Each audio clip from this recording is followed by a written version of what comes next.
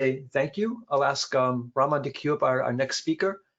And my next speaker is actually a colleague of mine with whom I work very closely on a regular basis. Rajkumar is going to present the economic situation in India by using lots and lots of data. I saw his presentation, so get used to a lot of charts with a lot of great explanation from Rajkumar. Rajkumar, it's all yours. Do a microphone check. I can see you.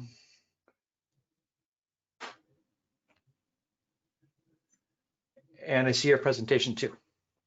Yeah. Thank you, David. Am I audible clearly? We hear you fine. Yeah, go ahead. Okay.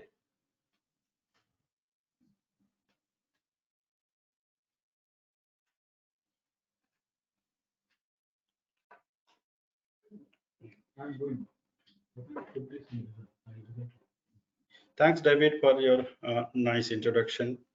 Good afternoon, everybody. After a long technical day, my presentation will be completely non-technical, but with a lot of facts and figures. In my presentation, I'm going to give an overview of Indian economic and industry outlook. So in this slide, if you see we're giving about 10 years GDP growth rates. With over 1.3 billion population, India is the second largest country in the world, and which is equivalent to around 18% of the total world population. With over 2.8 trillion US dollar, India is the fifth largest economy in the world. As of now, India's estimated GDP growth rate for 2021 is around 1.9%, but with this COVID-19 pandemic scenario, India might end up with negative GDP growth rate for this financial year, and which seems very likely. So coming to this slide where we are giving industry share to GDP, which talks about the services sector contributes around over 50% in India's gross domestic value added. Agriculture and manufacturing sector contributes over 32%, and services sector contributes to be continue to be the key driver of India's economic growth. Coming to India's top exports, India's top exports are accounted for just over 3/5, around 61% of the overall value of its global shipments. Mineral fuel, including oil, was the fastest growing among the top 10 exports categories, up by nearly 35% from 2018 to 2019. Coming to imports, so basically we can say mineral fuels, gems, electrical machinery equipment, and machinery, including computers, are topping the list. And India is almost imported 480 billion worth of goods from around the globe in 2019, which is around 23% growth since 2015, but down by 5.7% from 2018 to 2019. Coming to FDI inflows, financial year 19 saw FDI equity inflows up by 13% to nearly 50 billion in the fresh policy change. Sectors which attracted maximum foreign inflows during 1920 include services, computer, software and hardware, telecommunications, trading, automotive, construction and chemicals. Economic outlook, which is distribution of FDI as percentage to total inflows, where we can see services sector including financial, banking, insurance, non-financial, outsourcing, R&D, courier technology, testing and analysis attracted maximum investment, followed by computer hardware and software, telecommunication, construction, trading, automobile industry, with altogether account for nearly 51% of the FDI inflows. Coming to Purchasing Managers Index, if you see, this is giving last 12 months PMI, which talks about, which is about in this slide, we are giving 12 months Purchasing Manager Index, which indicates overall growth of manufacturing economy. 50% normally indicates that the manufacturing economy is generally expanding. Below 50% indicates that it is generally contracting. Industry outlook, which is on food and beverage side. If we see the food and beverage industry, small scale industries contribute around 33%, organized sectors contribute 25%, and unorganized sector, which is contributing 42%. The Indian food and grocery market is the world's 6th largest, with retail contributing 70% of the sales. It contributes around 14% manufacturing GDP, 13% of India's exports, and 6% of total industrial investment. Coming to automotive sector, we see 2019 we had a big dip because of this COVID-19 pandemic, and the Indian automotive industry experienced growth of over 7% in last 5 years, but FY20 has been negatively impacted by coronavirus pandemic and is also expected to grow negatively in financial year 21 as well. Pharmaceutical industry, Indian pharmaceutical sector supplies over 50% of the global demands for various vaccines, 40% of the generic demand for US, and 25% of all medicine for UK. India contributes the second largest share of pharmaceutical and biotech workforce in the world. IT and ITs, which is IT and BPM industry revenues, was estimated at around 191 billion for FY20, growing at around 7.77% year on year. It is estimated to reach around 350 billion by 2025. Moreover, revenue from the digital segment is expected to form around 18 to 23% of the total industry revenue by 2025. Digital economy is estimated to reach around $1 trillion by 2025.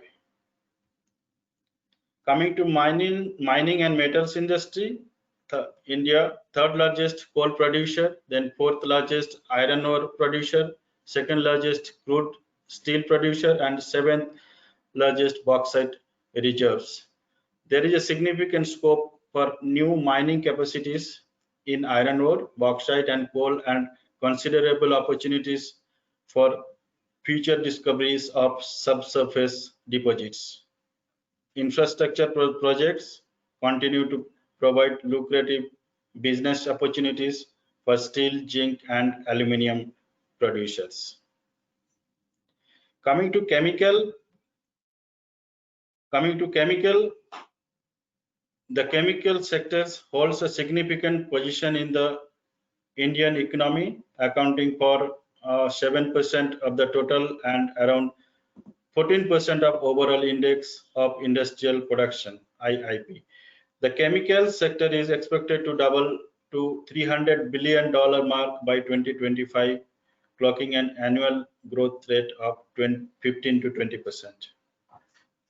Petrochemical, throughout 2019, India's petrochemical segment exhibited steady growing demand and diversified investment in the country. The US-China trade war has been favorable for India, as exports to China have increased by double-digit growth from 2018 and 2019. Coming to oil sector, India is expected to be one of the largest contributors to non-OECD petroleum consumption growth globally.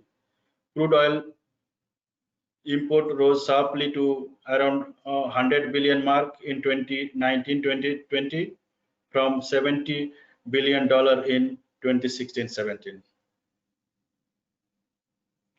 Coming to oil and gas midstream and downstream.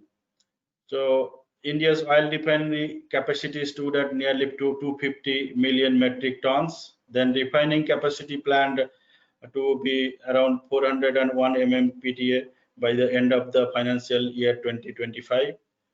India's energy demand is expected to be double to around 1516 MTOE, which is million tons of oil equivalent from 753 MTOE into 2017. Government of India is planning to invest around 70,000 crore rupees, which is $10 billion, nearly $10 billion to expand the gas pipeline network across the country. India has also over 16,000, around 17,000 kilometers of gas pipeline and over 25,000 kilometers of oil pipelines, over 80 ongoing pipelines projects currently.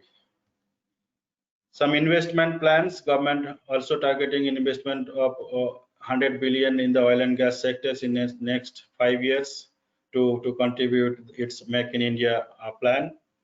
Foreign investors will have opportunities to invest in projects worth of around $300 billion in India by 2022. The oil ministry also plans to set up bio-CNG plants and allied infrastructure at a cost of around 7,000 crore rupees, which is around $1.1 billion to promote the use of clean fuel. The government is planning to set up around 5,000 compressed biogas CBG plants by 2023. Some investment possibilities in refineries, basically talking about the upgradation of BS4 to BS6. This is going to make an investment impact for refineries and automotive industries for both automation and mechanical equipment, and that is around 4 billion USD in the near future. Coming to India install capacity power generation, if you see the top chart, RES, which is renewable energy sources, which is I have given 3 years trend, 2018, 19, and 20. If you see 2018 to 2019 and 2020, it's increasing gradually renewable energy, whereas the coal-fired plants are coming down from 60 to 53 megawatts. Then renewable energy, excluding the large hydro, accounted for around 23% of the total installed power capacity of just over 87 gigawatt as of 31st May 2020. The 2022 electric power targets include achieving 175 gigawatt of energy from renewable sources, nearly 100 gigawatt through solar power, 60 gigawatt from wind, 10 from biomass, and 5 from small power sector. Industry outlook, which is talking about the Indian machine tool industries.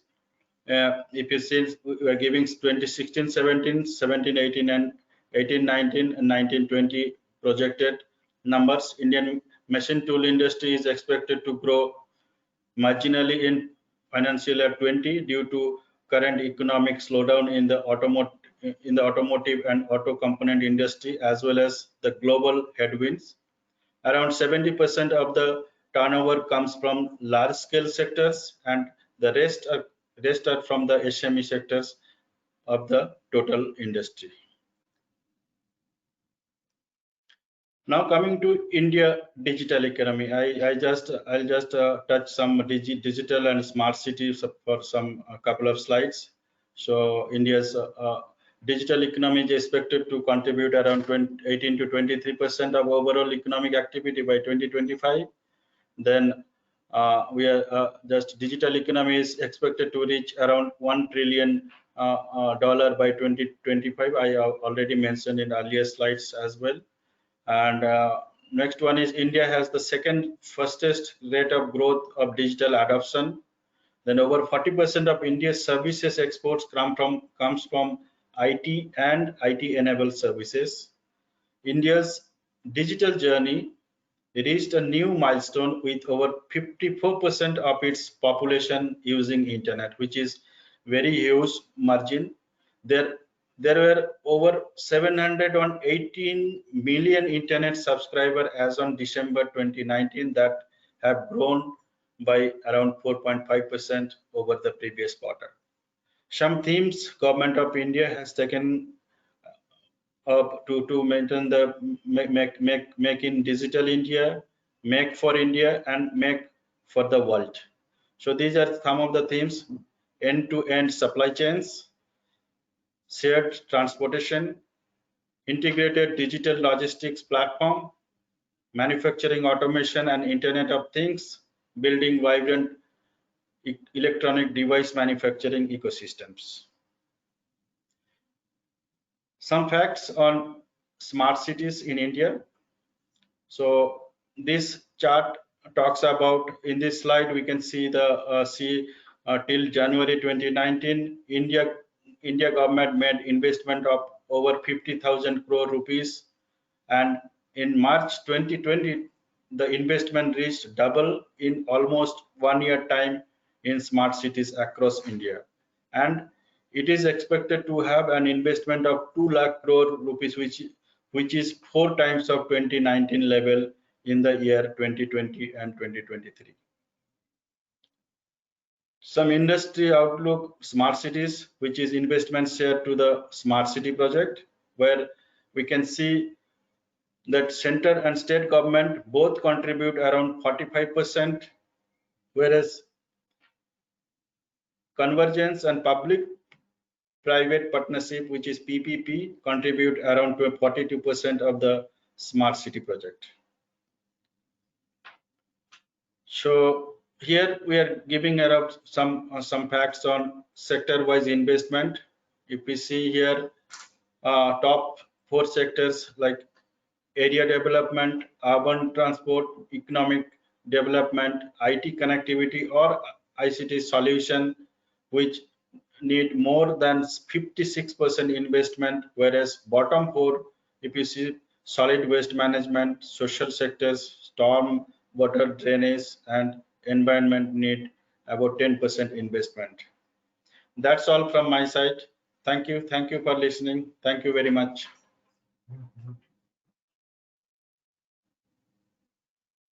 Rajkumar, thanks for your presentation. Very interesting, lots of statistics, but it was a great round off to the program today. Raman, I'll pass over to you for today's closing. Yeah, thanks, David, for an excellent moderation. You must have enjoyed the presentations across the globe and from India. And then we move on to thanks. I would like to thank. Can you come to the screen?